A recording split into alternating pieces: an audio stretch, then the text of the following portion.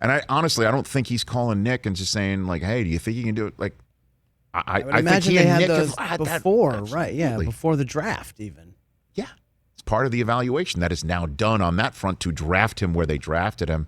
I agree with Tom. I feel like last week was such a huge week with Cam being out and the joint practices and the way Mac performed in those joint practices. He did well. Certainly when he wasn't expecting to maybe get them. Exactly. That is also the adversity that one will meet in a much smaller and intense time period in a crucible known as an actual NFL game. And, that's possible. But, again, the idea that somebody could get ruined is when the line's not going to protect him. The run game is not there as a threat. So the line that can't protect him, everybody's pinning their ears back to go get him. And the kid doesn't see it coming, and he's going to get killed. Like, that's the combination where you're like, yeah, we drafted somebody high, but we're not, it would be derelict of duty for us to put him out there. I don't think anything that I just laid out right there for those circumstances is what New England's dealing with. They've actually got such a terrific run game that they dealt Sony Michel elsewhere, that the line, albeit not, where they've lost. Yeah.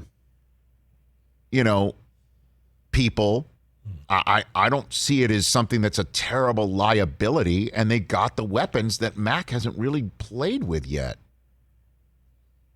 And then there's this, too. I just can't get out of my mind thinking about the conversation with Brandon Staley and how lucky he is to have somebody like Justin Herbert, right? As a first-time head coach, first-year head coach, you're attaching yourself at the hip of this guy when you say yes to being hired. And somebody who's that hot of an assistant could have told the Chargers no, waited, still been the defensive coordinator for Aaron Donald and Jalen Ramsey. And, unless there was some behind the scenes where he just couldn't stay there anymore, we won't know about, but I haven't heard that. But obviously you're going to say yes to saying you want to be Justin Herbert's head coach, yay or nay. And also you've got, a defense that you're now coordinating, even though you're a college quarterback. You got Bosa, you got Derwin James. That's a thumbs up, Rich. Right. That's a thumbs up. You're thumbs upping that. You're saying thumbs up, right? Up. So anyway. But I can't help but keep thinking how different the Chargers' outlook for the season and how much more difficult Brandon Staley's job would be if Herbert didn't have those 15 starts from last year. And what Herbert did in those 15 starts, yes, made it look easy, but we know it's not that easy. And that's how talented he is. He made it look easy. But that's now under his belt.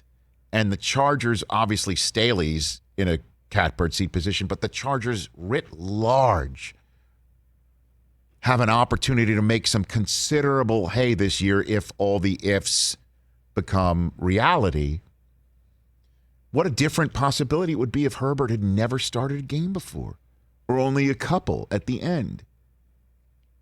That's why if your kid is not going to get killed because the line isn't good, the run game's not a threat, so everybody knows that the line that isn't good can be easily under assault, and the kid doesn't understand protection, so he can't protect himself, then you don't do it. None of that applies to the Patriots, it seems. So you might as well get it started. Home against the Dolphins, at the Jets is your first road game. Yeah, first two. And then the Saints are a challenge, but you're home. And then he's got 3 games under his belt. And can he handle the spotlight of Tom Brady coming in? Well, I don't know who else could, but somebody who's played for Alabama in SEC games where the whole country's watching and a national championship. 100,000 people. Come on. Yeah, come on. It's not like he's coming from Division III here. I think he does start. It's funny that we look at it like that about Alabama, and then we still have these questions about Tua and Jalen Hurts, even though they did the same thing. But I don't think we look at them and say that the spotlight's that much bigger. I don't know. You know what I'm saying? Like I don't think that the spotlight has been the question for Hurts or Tua professionally. Hurts is obviously had a unique situation he was put in Philadelphia, and we just don't know what was going on with Hurts with Tua last year and why he didn't get the start. Then we found out this year, that he said that a lot of things he wasn't ready for, as prepared for. I don't think it's the spotlight. We're just talking about, like, can he be ready in New England where people boo? Irrationally upset. Hey, you watched all the way to the end. Thanks for that. Watch more right here.